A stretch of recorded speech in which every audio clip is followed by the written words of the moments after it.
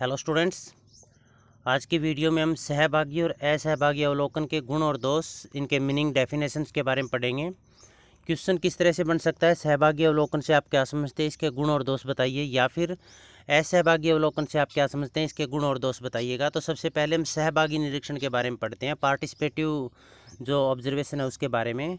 तो सहभागी निरीक्षण है, उसका मतलब क्या होता है, जिस समूह का अध्ययन करना है अवलोकन करता उस समूह का सदस्य बन जाता है और उस समूह के सदस्यों को पता ही नहीं चलता कि ये जो आपके बीच में है ये आपका अवलोकन कर रहा है या ये अनुसंधान करता है, शोध करता है। तो इसमें वो अपनी जो पहचान है वो पूरी तरह से छुपा कर रखता है, अपने उद्देश्य पूरी तरह से छुपा कर रखता है। और सहभागी जो निरीक्षण है ये अनियंत्रित निरीक्षण का एक भाग है। अनियंत्रित निरीक्षण के हमने 3 भाग किए थे, सहभागी, असहभागी और अर्ध सहभागी। सहभागी अवलोकन है, इसके जनक प्रोफेसर लिंडमैन है। इन्होंने 1924 में एक पुस्तक लिखी, सोशल डिस्कवरी। उस पुस्तक में सहभागी अवलोकन का विस्तार से वर्णन किया था। सहभागी अवलोकन में अवलोकनकर्ता उस समूह का एक सक्रिय सदस्य बन जाता है जिस समूह का अवलोकन उसे करना है, और उस समूह के सदस्यों को पता भी नहीं चलता कि अवलोकनकर्ता उनके बीच में है। इसीलिए अवलोकनकर्ता समूह के वास्तविक या गोपनीय व्यवहार का निरीक्षण करता है। वास्तविक और गोपनीय व्यवहार का निरीक्षण कैसे करता है कि वो समूह के अंदर उन सदस्यों के बीच में रहता है, उनके हाव भाव, उनके अस्वाभाविक व्यवहार, स्वाभाविक व्यवहार, सभी का बड़ी बारीकी से वो अध्ययन करता है। अब इसकी हम डेफिनेशंस करेंगे, परिभाषाएं करेंगे असहभागी ऑब्जर्वेशन की। तो पहली है, फोरेक्स और रीचर के अनुसार सहभागी अवलोकन में अवलोकनकर्ता अध्ययन किए जाने वाले समूह का सदस्य बन जाता है, सक्रिय सदस्य बन जाता है। कैसे? जिस समूह का अध्ययन करना है बिना बताए उस समूह के लोगों के बीच में वो चला जाता है और उस समूह के लोग भी उसको समूह का सदस्य स्वीकार कर लेते हैं। तो इन्होंने बड़ी सीधी सी परिभाषा दी है, सहभागी अवलोकन में अवलोकनकर्ता अध्ययन किए जाने वाले समूह का सदस्य बन जाता है। इसके बाद गुड्डे व होट ने क्या कहा है, सहभागी अवलोकन प्रविधि का प्रयोग तभी किया जा सकता है जबकि अवलोकनकर्ता अपने को इस प्रकार छिपा लेता है कि वह समूह के एक सदस्य के रूप में स्वीकार कर लिया जाता है। छुपा लेने का मतलब अपनी वास्तविक जो पहचान है वो उसे छुपा लेता है, लोगों के सामने वास्तविक पहचान को नहीं बताता है और समूह के सदस्य उसे स्वीकार कर लेते हैं। स्वीकार कर लेने का मतलब वो ये मान लेते हैं कि ये जो सदस्य है ये आप में से ही है। अब पीवी यंग ने क्या कहा, पीवी यंग के अनुसार अनियंत्रित अवलोकन का प्रयोग करने वाला सहभागी अवलोकनकर्ता साधारणतः उस समूह के बीच में रहता है तथा उसकी गतिविधियों में भाग लेता है जिसका कि वह अध्ययन कर रहा है। वही बात इन्होंने कही है कि उसी समूह का सदस्य बन जाता है और उनकी प्रत्येक गतिविधियों में भाग लेता है उस समूह का सदस्य बनकर जिसका वह अध्ययन कर रहा है। मोजर और कैल्टन ने क्या कहा है, इस विधि द्वारा निरीक्षणकर्ता अध्ययन किए जाने वाले समूह अथवा संगठन के दैनिक जीवन में प्रवेश करता है। इसका मतलब डेली लाइफ की जो एक्टिविटी है उसमें वो भाग लेता है समूह के सदस्यों की तरह। सहभागी निरीक्षण के गुण करेंगे हम। जो सहभागी निरीक्षण है इसके गुण कौन कौन से हैं, तो पहला है विस्तृत सूचनाओं का संकलन करना। तो सहभागी अवलोकन है, इस सहभागी अवलोकन में क्या होता है, व्यक्ति उस समूह का सदस्य बन जाता है, उस समूह के लोगों को पता नहीं चलता। और विस्तृत सूचनाओं का मतलब होता है इसमें सभी प्रकार की सूचना एकत्रित की जाती है। इसमें आर्थिक पक्ष का भी अध्ययन किया जाएगा, इसमें मनोवैज्ञानिक पक्ष का भी इसमें अध्ययन किया जाएगा, राजनीतिक, सामाजिक रीति रिवाजें, परंपराओं का गहन और बारीकी से अध्ययन किया जाएगा। तो इसमें जो सूचनाएं वो विस्तृत और बहुत अधिक सूचनाएं जो अवलोकन करता है वो संकलित करता है। संकलित सूचनाओं की परीक्षा भी संभव है, सत्यापन संभव है, उनका मूल्यांकन किया जा सकता है।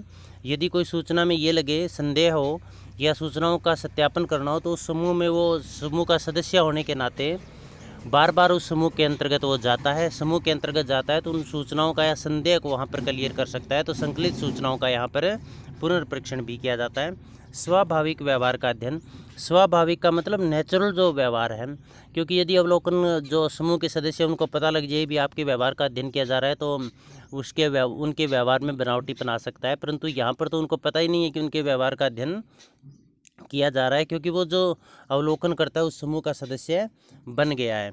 तो इसलिए क्या होता है कि उनके स्वाभाविक व्यवहार, नेचुरल व्यवहार, प्राकृतिक व्यवहार का अध्ययन यहाँ पर किया जाता है। गहन एवं सूक्ष्म अध्ययन, गहन एवं जो सहभागी अवलोकन है उसमें जो अध्ययन किया जाता है वो गहन और सूक्ष्म अध्ययन किया जाता है। गहन और सूक्ष्म का मतलब जो रहस्यमयी बातें हैं, जो गोपनीय बातें हैं, जिन बातों को जो या जैसे व्यवहार को जो समूह के सदस्य वो दूसरों के सामने प्रकट नहीं करना चाहते, उन व्यवहारों का भी वो अध्ययन कर लेता है, क्योंकि वो समूह के सदस्यों के बीच में रहता है। इसलिए प्रत्येक जो अस्वाभाविक व्यवहार का वो वहाँ पर अध्ययन करता है, गहन और सूक्ष्म अध्ययन करता है। अवलोकनकर्ता की क्षमता में वृद्धि होती है। यह अवलोकनकर्ता के लिए लाभदायक है, क्योंकि वो प्रत्येक चीज़ को बारीकी से देखता है, उसका गहन अध्ययन करता है। तो उसके जो अवलोकन के अनुभव में वृद्धि होगी और उसकी कार्यकुशलता और कार्यक्षमता में भी वृद्धि होती है। संवेगात्मक परिस्थितियों का अध्ययन। संवेगात्मक जो परिस्थितियां हैं, सुख दुख से संबंधित जो परिस्थितियां हैं, जो मानव के व्यवहार से संबंधित परिस्थितियां हैं, जो मनोवैज्ञानिक है, उन मनोविज्ञान है, उनका भी यहाँ पर, या व्यक्ति के व्यवहार का भी यहाँ पर बारीकी से अध्ययन किया जा सकता है सहभागी अवलोकन के माध्यम से। प्रत्यक्ष अध्ययन, यह एक डायरेक्ट स्टडी है। जिस समूह के सदस्यों का अध्ययन किया जाना है, उनके समूह के बीच जो अवलोकन करता है, उस समूह के सदस्यों के बीच में प्रत्यक्ष रूप से रहता है, वो प्रत्यक्ष रूप से उनके सम्मुख होकर उस समूह का अध्ययन करता है। तो यह एक प्रत्यक्ष अध्ययन किया जाता है। इसके अंतर्गत अधिक विश्वसनीय है। यह विधि जो है ये अधिक विश्वसनीय भी है। अधिक विश्वसनीय कैसे है? क्योंकि जो ये अवलोकन है, इसमें अवलोकनकर्ता प्रत्यक्ष रूप से उस समूह के सदस्यों के बीच में शामिल होता है, और जो कुछ वो देखता है, जो कुछ वो नोट करता है, वही चीज़ें वो वहाँ पर संकलित करता है। और ये अस्वाभाविक या उनके स्वाभाविक व्यवहार का भी यहाँ पर अध्ययन किया जाता है। इसलिए जो सूचना निकल कर आती है, जो आंकड़े निकल कर आते हैं, जो तथ्य निकल कर आते हैं, वो अधिक विश्वसनीय होते हैं। यह एक सरल विधि है। सरल विधि क्यों है? क्योंकि कुछ नहीं करना, सिर्फ जो अवलोकन करता है उसको समूह का सदस्य बनना है, एक बार उनका विश्वास जीतना है, उसके बाद उन्हें कुछ भी नहीं करना पड़ता। और जो चीज़ें वो देख रहा है, जैसा लोग व्यवहार कर रहे हैं, जो समूह जैसा व्यवहार कर रहा है, सिर्फ उसकी बातों को नोट करना है। तो ये बहुत ही सरल विधि है। इसके बाद हम करेंगे निरीक्षण, सहभागी निरीक्षण के दोष, डीमेरिट्स और the limitation of the participant observation. धन और समय की खपत होती है। जो पहला इसका धन और समय बहुत अधिक लगता है। धन और समय अधिक क्यों लगेगा? क्योंकि इसके अंतर्गत क्या होता है, जो अवलोकन करता है उसको एक समूह के अंदर बहुत समय तक रहना पड़ता है, उस समूह के सदस्यों के बीच में रहना पड़ता है, जिससे बहुत अधिक समय भी लगता है और धन भी अधिक लगता है। क्योंकि जितना समय वो वहाँ पर रहेगा, जितना अधिक समय तक वहाँ पर रहेगा, उतना ही अधिक धन लगेगा। दोहरी भूमिका की समस्या। यहाँ पर भूमिका सामंजस्य की भी समस्या रहती है सहभागी अवलोकन में, क्योंकि एक उसको दोहरी भूमिका निभानी पड़ती है। एक तो अवलोकनकर्ता की भूमिका, और एक जिस समूह के अंदर वो रह रहा है उस समूह के सदस्यों की भूमिका।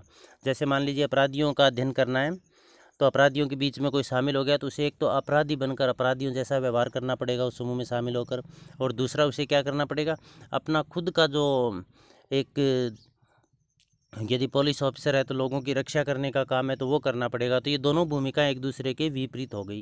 तो सहभागी अवलोकन में भूमिका सामंजस्य, भूमिका में तालमेल की समस्या भी आती है। पूर्ण सहभागिता संभव नहीं है। यह नहीं हो सकता कि वो पूर्ण रूप से समूह का सदस्य बन जाए, क्योंकि उसे पता है वो उस समूह का सदस्य नहीं है, बल्कि उस समूह का अध्ययन करने के लिए आया है।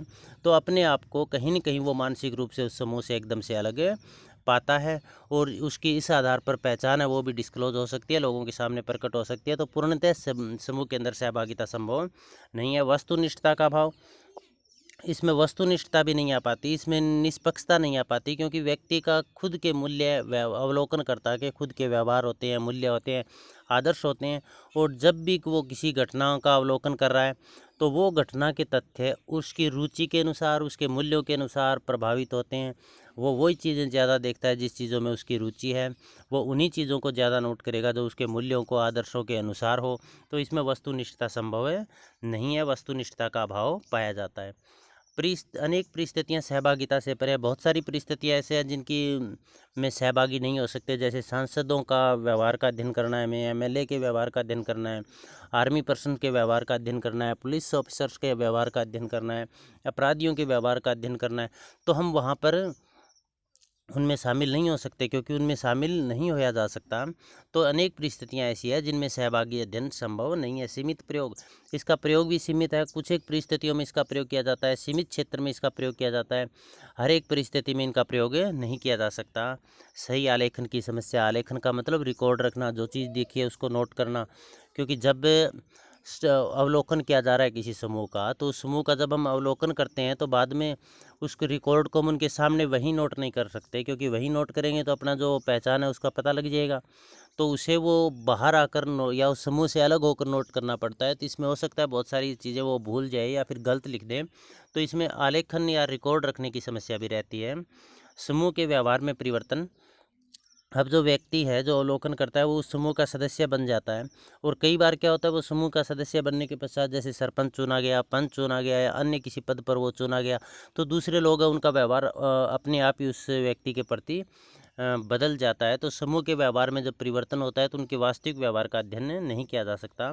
विस्तृत अध्ययन क्षेत्र में अनुपयुक्तता। यदि अध्ययन का क्षेत्र बहुत बड़ा है तो सहभागी अवलोकन से उसका अध्ययन नहीं किया जा सकता, क्योंकि सहभागी अवलोकन में तो एक व्यक्ति केवल एक समूह का हिस्सा बन सकता है और उसमें बहुत ज़्यादा समय लगेगा।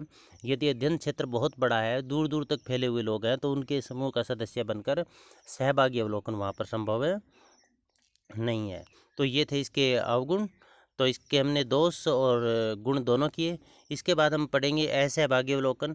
असहभागी अवलोकन कौन सा होता है? नॉन पार्टिसिपेंट ऑब्जर्वेशन है। ये सहभागी अवलोकन का एकदम उल्टा होता है। सहभागी अवलोकन में तो अवलोकनकर्ता उस समूह का सदस्य बनेगा, जबकि असहभागी अवलोकन में अवलोकनकर्ता उस समूह से तटस्थ रहेगा, दूर रहेगा, उस समूह में शामिल नहीं होगा। वो अपना उद्देश्य भी उस समूह के सदस्यों को बता सकता है, अपनी पहचान भी उन समूह के सदस्यों को वो बता सकता है। लेकिन असहभागी अवलोकन है ये भी अनियंत्रित अवलोकन का ही एक भाग है, प्राथमिक तथ्य संकलन करने की एक विधि है। और सहभागी अवलोकन के जो दोष थे उन दोषों को असहभागी अवलोकन में दूर करने का प्रयास किया जाता है। तो असहभागी अवलोकन विधि सहभागी अवलोकन विधि के दोषों को दूर करने में सहायक है। इसमें अवलोकनकर्ता अध्ययन किए जाने वाले समूह का हिस्सा नहीं बनता, बल्कि उस समूह से दूर रहकर अध्ययन करता है। यह अनियंत्रित अवलोकन का ही एक प्रकार है। असहभागी निरीक्षण में निरीक्षणकर्ता समूह में उपस्थित रहते हुए भी समूह के जीवन में भाग लिए बिना एक तटस्थ दर्शक के रूप में निरीक्षण करता है। इसका मतलब क्या हुआ? वो एक दर्शक के रूप में अलग रहकर अध्ययन करेगा, न कि उस समूह का सदस्य बनेगा। एक तटस्थ दर्शक के रूप में निरीक्षण करता है, वह जो कुछ देखता है, जो सुनता है, उसके साथ साथ में लिखता रहता है। मतलब इसमें आलेखन या रिकॉर्ड रखने की समस्या नहीं हुई ना, क्योंकि जो चीज़ें वो देख रहा है, सुन रहा है, वो साथ साथ में नोट कर रहा है। और हो सकता है वो उसको बाद में भी लिख ले, परंतु उसकी स्थिति एक मौन दर्शक या तटस्थ निरीक्षणकर्ता की तरह होती है। वो एक मौन दर्शक के रूप में काम करेगा। परिभाषाएं देखिएगा। पीएच मान ने क्या कहा है? बड़ी सिंपल डेफिनेशन हमने यहाँ पर लिखी है। पीएच मान ने कहा है असहभागी अवलोकन अवलोकन की एक ऐसी प्रविधि है जिसमें अवलोकन करने वाला अवलोकित समूह से छिपा रहता है। अवलोकित समूह से छिपा रहने का मतलब जिस समूह का अध्ययन कर रहे हैं, अवलोकित समूह जिसका हमें अध्ययन करना है। छिपा रहने का मतलब उससे वो तटस्थ रहेगा, उससे वो अलग रहेगा, उसमें शामिल नहीं होगा, एक अलग मूक दर्शक के रूप में वो काम करेगा। फोरेक्स तथा रीचर ने क्या कहा है? असहभागी अवलोकन में अवलोकनकर्ता अपने व्यक्तित्व को बिना छुपाए घटना का अवलोकन करता है। इसका मतलब क्या हुआ कि अपने व्यक्तित्व क्या अपनी पहचान को छुपाने की ज़रूरत नहीं है, वो लोगों को बता भी सकता है और उस समूह का अध्ययन करेगा। तो असहभागी निरीक्षण के अब हम दोष करेंगे, गुण करेंगे, मेरिट्स इसके करेंगे। तो सहभागी निरीक्षण के जो अवगुण है वो इसके गुण हो जाएंगे। वस्तुनिष्ठता। तो इसमें हम क्या करेंगे? जो सहभागी निरीक्षण है इसमें वो असहभागी निरीक्षण है, इसमें वस्तुनिष्ठता या निष्पक्षता अधिक रहती है, क्योंकि इसमें वो एक मूक निरीक्षण करता है, एक मूक दर्शक के समान होता है। वो जो कुछ देखता है, जो कुछ सुनता है, वही चीज़ें नोट करता है। मतलब किसी तरह की गलत सूचना वो संकलित नहीं करता। तो इसमें वस्तुनिष्ठता अधिक होती है। विश्वसनीयता। विश्वसनीयता का मतलब जिस पर विश्वास किया जा सके। तो जो असहभागी निरीक्षण है इसमें वस्तुनिष्ठता निष्पक्षता अधिक होती है, भेदभाव नहीं होता, किसी तरह का पक्षपात नहीं होता। तो जिसमें वस्तुनिष्ठता अधिक होती है उसमें विश्वसनीयता भी अधिक होगी। तो इससे जो सूचनाएं, तथ्य, आंकड़े संकलित किए जाते हैं वो अधिक विश्वसनीय होते हैं। विस्तृत क्षेत्र के अध्ययन में लाभदायक है। सहभागी निरीक्षण में जो निरीक्षण करता है वो समूह के अंदर शामिल नहीं होता, दूर से ही उसका अध्ययन करता है। इसलिए इसमें बहुत बड़े क्षेत्र में भी इसका अध्ययन किया जा सकता है, क्योंकि अवलोकित समूह में वो व्यक्ति दूर से अध्ययन करता है तो वो कभी एक जगह पर स्टडी करेगा, कभी दूसरी जगह पर, कभी तीसरी जगह पर। इस तरह से यदि अध्ययन क्षेत्र विस्तृत है तो भी असहभागी निरीक्षण में किसी तरह की कोई समस्या नहीं आती उसके अध्ययन करने में। सरलता। यह बड़ा ही सरल है, क्योंकि इसमें न तो किसी तरह की पहचान छुपानी पड़ती है, न उद्देश्य छुपाने पड़ते हैं, न समूह की गतिविधियों में भाग लेना पड़ता है, बल्कि उस समूह के सदस्यों को दूर से देखते हैं। जैसे हम मान लीजिए क्रिकेट मैच चल रहा है और बीच में टीमें खेल रही है और हम स्टेडियम में बैठकर वो मैच को देख रहे हैं, तो इसका मतलब बिल्कुल वैसा ही है। ये जो असहभागी अवलोकन में अवलोकन करता है, ये मानिए भी स्टेडियम में बैठकर मैच देखता है और जो चीज़ें वो देख रहा है वही चीज़ें वो नोट कर रहा है। तो ये बहुत ही सरल विधि है, सिंपल है। समय और धन की इसमें बचत होती है। क्यों समय और धन की बचत क्यों होगी? क्योंकि एक तो वो समूह का सदस्य नहीं है, इसलिए एक दिन में या 2 दिन में या 4 दिन में उस समूह का अध्ययन वो अच्छी तरह से कर लेता है, तो इससे समय की बचत होगी और धन की भी बचत होगी, क्योंकि समय कम लगेगा तो धन भी बचेगा। तो इसमें समय और धन की खपत बहुत कम है। सही आलेखन, इसमें रिकॉर्ड भी अच्छी तरह से रखा जाएगा, क्योंकि इसमें स्मरण शक्ति की समस्या ही नहीं रहेगी। अवलोकन करता है, उसने जो चीज़ें देखी है वो उन चीज़ों को उसी समय भी नोट कर सकता है और उसे लगे भी ये चीज़ें मेरे ध्यान में रह जाएगी तो उसे बाद में भी नोट कर सकता है। तो उसमें पूरी तरह से वो स्वतंत्र है, क्योंकि उस पर किसी तरह का कोई प्रेशर नहीं है, उसने अपनी पहचान नहीं छुपा रखी है, उसने अपना उद्देश्य नहीं छुपा रखा है।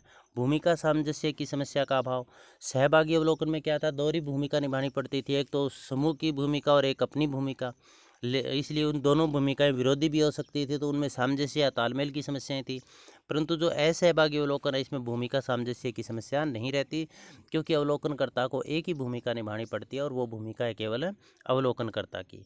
असहभागी परिस्थितियों का भी अध्ययन। असहभागी परिस्थितियाँ जैसे घरेलू हिंसा हो गई, महिलाओं पर उत्पीड़न हो गए, पति पत्नी के बीच में झगड़े हो गए, तो उन या सांसदों का अध्ययन करना हो गया, आर्मी का या फोर्स का अध्ययन करना हो गया। तो असहभागी परिस्थितियाँ जिनमें हम भाग नहीं ले सकते, जिसके हम समूह के सदस्य नहीं बन सकते, उन लोगों का भी अध्ययन असहभागी अवलोकन में किया जा सकता है। जन सहयोग व सहानुभूति, ये एक इसका बहुत बड़ा लाभ है कि जो असहभागी अवलोकन है उसमें हमें जन सहयोग भी मिलता है और लोगों की सहानुभूति भी मिलती है। वो क्यों मिलती है? क्योंकि इसमें बता दिया जाता है, किसके द्वारा?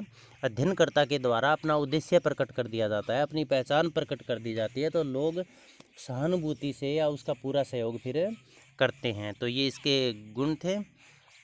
अब हम डीमेरिट्स करेंगे सहभागी अवलोकन की। Demerits of and limitation of the non participant observation. केवल बाह्य पक्षों का अध्ययन, इसका एक बहुत बड़ा दोष ये है कि केवल बाह्य पक्षों का अध्ययन करता है। अब जो सहभागी अवलोकन के गुण थे वो असहभागी अवलोकन के दोष हो जाएंगे। उसमें आंतरिक पक्ष का भी अध्ययन करता था, विस्तृत सूचनाओं का अध्ययन करता है। इसमें केवल एक पक्ष या बाहरी पक्ष का अध्ययन किया जाता है, जो संवेगात्मक है, अंदर छिपी हुई है, आंतरिक व्यवहार है, उसकी स्टडी इसमें नहीं की जाती। गहन अध्ययनों में अनुपयुक्त, इसमें गहन अध्ययन नहीं किया जा सकता, इसमें केवल बाह्य पक्षों का अध्ययन किया जाएगा, क्योंकि समूह के अंदर व्यक्ति शामिल नहीं होता है। तो समूह की जो आंतरिक बातें हैं, जो छिपी हुई बातें हैं, जो रहस्यमयी बातें हैं, उनका या उन तथ्यों का यहाँ पर पता नहीं लगाया जा सकता है। अमूर्त घटनाओं का अवलोकन, जो घटनाएं देख नहीं सकते, अमूर्त है, उन घटनाओं का अध्ययन भी असहभागी अवलोकन में नहीं किया जा सकता। इसमें केवल मूर्त घटनाओं का ही अध्ययन किया जा सकता है। कुशल निरीक्षणकर्ता का अभाव। अब असहभागी अवलोकन में निरीक्षणकर्ता वो कुशल होना चाहिए, मतलब उनके बाह्य व्यवहार से आंतरिक व्यवहार का अंदाज़ा लगा ले, अनुमान लगा ले, एक सटीक अंदाज़ा लगाए, तो ही वो अपने अवलोकन को अच्छी तरह से या अच्छे आंकड़े कलेक्ट, विश्वसनीय आंकड़े वो एकत्रित कर सकता है। परंतु आमतौर पर कुशल निरीक्षणकर्ता का अभाव पाया जाता है। घटनाओं के पुनर्परीक्षण का अभाव। जो असहभागी अवलोकन है उसमें घटनाओं के पुनर्परीक्षा नहीं की जा सकती। पुनः परीक्षा कैसे नहीं की जा सकती? क्योंकि उसने उस समूह के अवलोकन किया, अवलोकन करने के बाद वो व्यक्ति दोबारा बार बार उस समूह में नहीं जाता, इसलिए जो उसने सूचना एकत्रित किया उनकी पुनः परीक्षा संभव है नहीं है। संपूर्ण असहभागिता संभव, जिस तरह से पूर्ण सहभागिता नहीं हो सकती सहभागी में, इसी तरह से संपूर्ण असहभागिता भी संभव नहीं है। व्यक्ति ये नहीं है वो एकदम तटस्थ रहेगा, कहीं न कहीं उनके मूल्य आदर्श है वो भी उस समूह को प्रभावित करेंगे, वो अपने आप को उस समूह से मिला हुआ पाएगा। विश्वसनीय सूचनाओं की कमी, इसमें जो सूचनाएं आती है वो पूरी तरह से अवलोकनकर्ता के ऊपर निर्भर है। अवलोकनकर्ता जो चीज़ नोट कर रहा है वो अपनी रुचि आदर्शों के अनुसार नोट कर रहा है, तो इसमें सारा काम है वो पूरी तरह से अवलोकनकर्ता के ऊपर छोड़ दिया गया है। तो इसमें जो सूचनाएँ हैं वो अधिक विश्वसनीयता इसके अंदर नहीं है, वस्तुनिष्ठता नहीं आ पाती, तो यह अधिक विश्वसनीय भी नहीं है। अब हम जब इसका सार निकालेंगे तो हम कह सकते हैं सहभागी और असहभागी जो अवलोकन है वो दोनों एक दूसरे के विरोधी नहीं हैं, बल्कि वो एक दूसरे के पूरक हैं। कुछ परिस्थितियों में सहभागी अवलोकन लाभदायक है और कुछ परिस्थितियों में असहभागी अवलोकन लाभदायक है। तो आज ये लेसन कंप्लीट हुआ हमारा पूरा। अब आपका क्वेश्चन है कमेंट बॉक्स में लिख कर डालना है भी सहभागी अवलोकन के जनक कौन थे, किस पुस्तक में उन्होंने सहभागी अवलोकन का वर्णन किया। आप सबका बहुत बहुत धन्यवाद।